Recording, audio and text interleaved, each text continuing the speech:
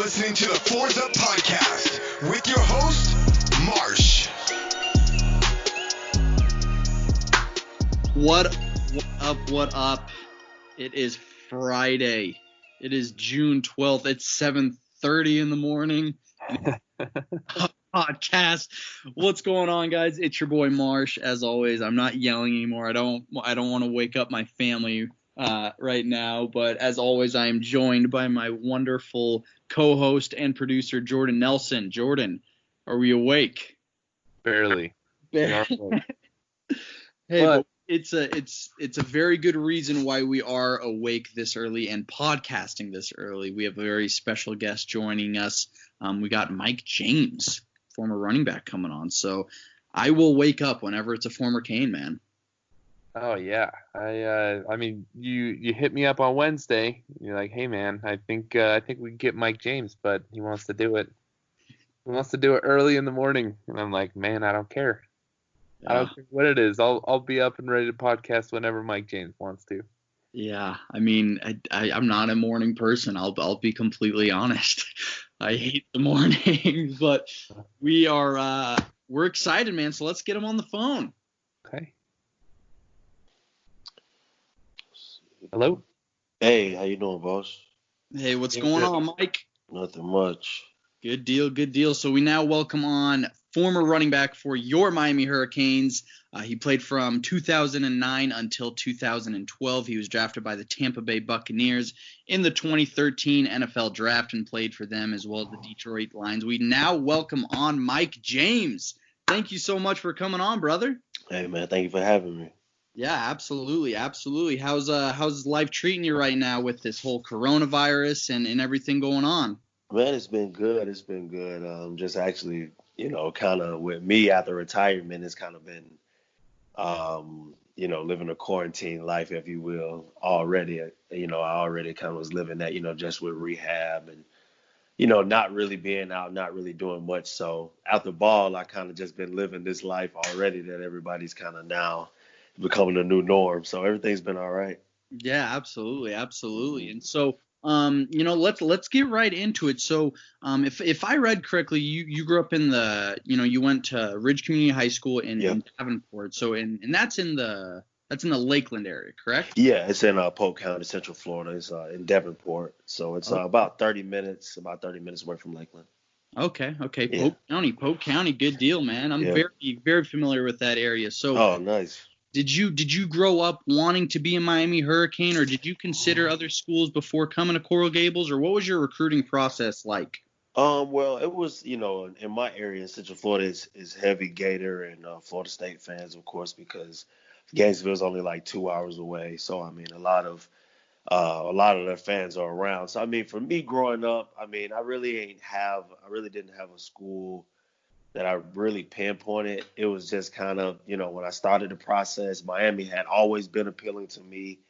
It was something, for some reason, it was 2 national championship games I cried about when I was a kid, and that was Miami, Ohio State, and USC, Texas. I don't know why in 02 and 05, those 2 games really had me choked up. But, once I got my offer from Miami, I knew that was really the school I really truly wanted to go to. And then when I went on a visit with Coach Shannon and the crew and JJ and the guys, they took me on my visit, I knew it was home, So, really, I really didn't have a school particularly growing up. But as soon as the process started, Miami kind of swept me off my feet, Hey, we love to hear that, man. We love to hear that. And so 2009, as a true freshman, you played in all 13 games. Yeah. Your first game is that classic Labor Day matchup in Tallahassee. Yeah. Ja'Cory Harris just went bananas. Yeah, he did. 186 passing yards. What was being on that field like? Because that's one of my favorite games,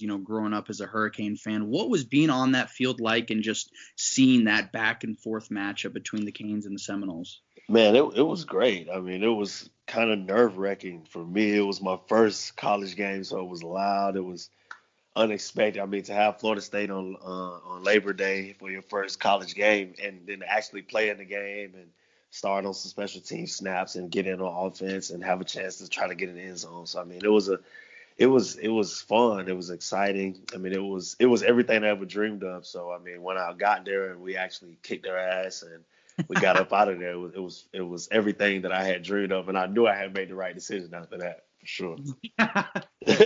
Awesome. Yeah. So you certainly played with a lot of other great running backs while you were at hmm Miami. Yeah, What was the competition like in practice? I mean, you were there with Greg Cooper, yeah, Damian Barry, yeah, Lamar Miller, Duke Johnson. yeah. So I mean, what was the running back room like during your Man, first? it was always stiff competition. I mean, it was always we had to be at our best all the time. I think that was one of the reasons why I went to Miami too. Just because that wasn't something I was scared of. I always thought that was one of the coolest things about Miami, that you had to kind of fight to play. I mean, that everybody was going to get at least 12 carries, and that was about it each. And kind of go from there. And I knew that was kind of what it was going to be when I got here, and I enjoyed it. I mean, it was fun. I mean, all those guys we still talk to this day. I mean, we still have good relationships. I mean, it was never anything personal. We all understood what we needed to do to play. We all understood each other's strengths, and we tried to help the team accordingly. So, I mean, the competition was always good, but it only made us better. I mean, now when I went and played in the NFL, it was laughable at the competition in the running back room sometimes, just because you would be like I look around the league and all us was in the NFL, and it's like, I look at other guys and it'd be like they'll be the only guy from the running back room out of 4 years that's in the league, and for us it was like that was just a natural normal thing. That's Yeah. awesome. That's awesome. Yeah. And so, 9-4, your first season in 2009. You guys go into 2010 with a lot of high expectations. Yeah, But that was tough my sophomore year, man. yeah. I wanted to talk about that because that's a season that really, really sticks out to me. I was just a sophomore Yeah. in school, but what do you think? What was going on with the team that year? Because I mean, you finished 7-6. Randy Shannon lost his job after that year. Yeah. What was that like going through that season? I think, after, that 9-4 season, I don't know if you remember, you probably remember my freshman year. We went up to North Carolina. We was having a great year. We was about to basically put in our bid for one of those BCS games, one of the Fiesta Bowl, if you will. And then we went up to North Carolina, and we had a real bad game. It I was remember terrible. it was And, yesterday. yeah, and it was like, they had an awesome defensive line. Butch was there, and they kind of had a little. I mean, they balled on us up there. I mean, it was just sloppy. We just played bad. So after that, I mean, we finished the rest of the season on a low, and then we went and played Wisconsin in the Champs Bowl, and we lost that game. And that really it took a morale on the team. It was hard for us to bounce back from that. Going into that next year, we really felt like we had a chance to chance to get to national prominence like we had, and really, dominate. And we felt like we weren't that far off. I mean, just a year ago we was ranked top 5, top 10. We was 3-1 after that 4-game stretch with Oklahoma, Virginia Tech, Georgia Tech, and Florida State. So we felt like we was right around the corner, and I think that's what kind of hurt us too. We put the cart before the horse. We didn't prepare the way we needed to. We thought we were just going to show up and kick ass like we needed to, but we didn't. So when we lost Coach Shannon, we that was tough for us. I mean, that was tough for a lot of us. He recruited a lot of us. I mean, the way his coaching style,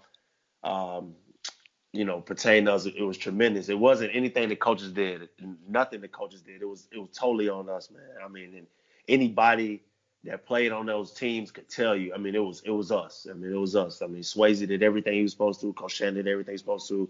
Coach Whip, all those guys, man, they put us in the best position to play, man. We just did not get answer the bell, and I still get upset talking about it to this day because you can't go back and do anything about it. That's why I talk to a lot of those young guys and I tell them, man, you got to get it done now. Don't think you'll get another shot at it. So when we lost Coach Shannon, man, that was tough for us. And I think, to look back on we just put the cart before the horse. We didn't prepare the way we needed to.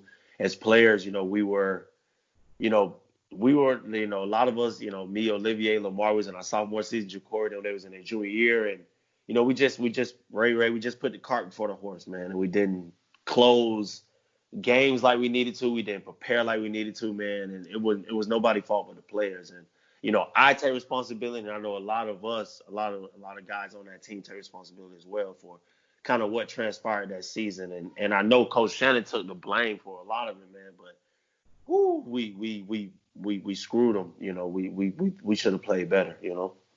And I was just about to ask you about that, because I was a fan of Coach Shannon. I really thought that he was gonna, be that guy that who we hired him, to be. He's a right player and everything like that. And then it's kind of like what happened to Mark Richt. I mean, they had that 1 year, and then the next season it kind of just all fell apart. Were you really sad to see him go, or did you feel that changes needed to be made? Man, I was devastated. I was devastated to see him go.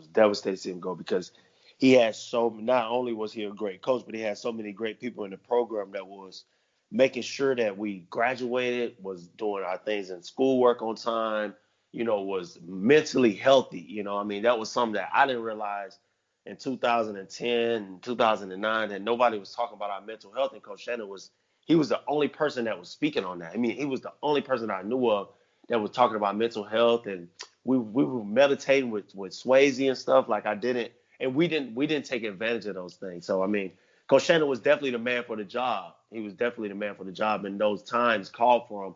We didn't take heed, and it wasn't a change that was needed. It was something us as players, as leaders, guys on the team, we needed to take more ownership, and we didn't do that.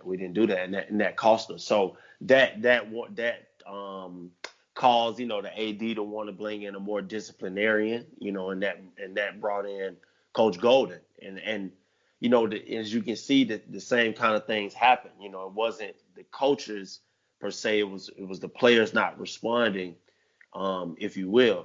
So I think when you look back on those great teams, those 01, those 02 teams, the 90s and late 80s, it was the leadership. They wasn't, we were at times, I think we were too friendly with each other. We didn't get on each other enough to push the agenda of winning a national championship and getting Miami back to what we all needed it to be and wanted it to be. So, I think Coach Shannon was the right man for the job.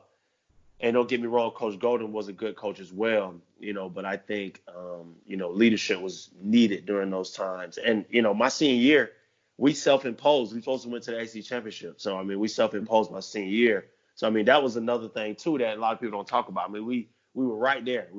Supposed to go to AC championship. We were going to play Florida State again. Florida State ended up winning the AC championship, playing Northern Illinois University, and winning the Orange Bowl. That's just another fucking thing right there where, I look back on those times, and it was so many things happening and so much going on where history could have been different, just a little things here and a couple things there, Yeah, absolutely. And you definitely played in almost not a transition time, but a very interesting time with the Hurricanes, because Coach Golden was hard. You had all this Nevin Shapiro stuff come out. Right. And I wanted to really talk about that. What was that like as a player, seeing all these reports come out? You're thinking that maybe we'll get the death penalty. What was that like, man? Man, it was crazy. It was hard to focus because you didn't know what was going to happen next. You had people that was, you had the school, coaches, that Coach Golden he never been through something like this. And he kept saying, hey, I wasn't here for it, but, we're all in it together. So it was kind of like, it was rough, because you had, new coaches, staff, and new coaches trying to pass the buck. And then you had, old faculty that was still there trying to, figure out how can we get ahead of this and figure out, what was going on and how can we get the proper response to what was being said, So it was tough as a player, but we rallied. We end up, like I said, playing good enough to go to AC championship my senior year, and we only had 2 true seniors on that team. I think we had a couple red shirt guys. Ray them didn't even get to play that year, my senior year. So it was tough. It was tough, but we, like I said, we came out of it. And then, it ended up happening that we didn't get no sanctions. Ended up being a conflict of interest between Shapiro and his lawyer in the NCAA. And I mean, see, this is, I mean, that's what I'm saying. To look back on it now, it's like,